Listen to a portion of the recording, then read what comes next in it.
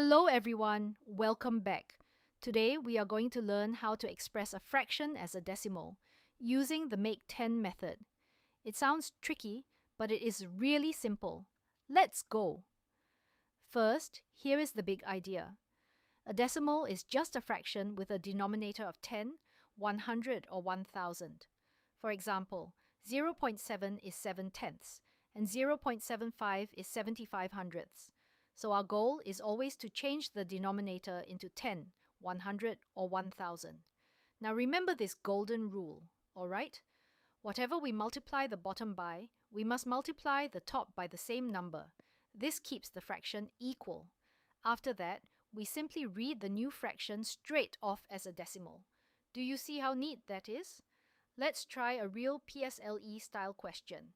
Express 3/4, that is 3/4, as a decimal. Let's solve it together. Now we work step by step. First, look at the denominator. The denominator is 4. We ask ourselves, can 4 become 10, 100 or 1000? 4 cannot make 10 because there is no whole number that times 4 gives 10. But 4 times 25 equals 100. So our target is 100. Next, we multiply the top and the bottom by 25. So 3/4 becomes 3 times 25 over 4 times 25. Let's work it out.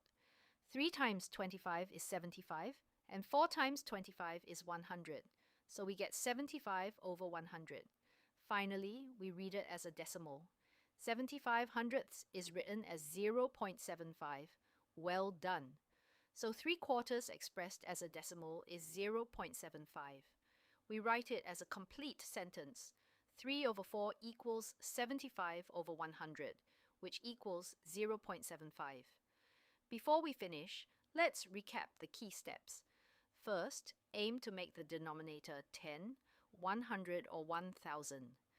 Then find the number that multiplies the denominator to reach that target.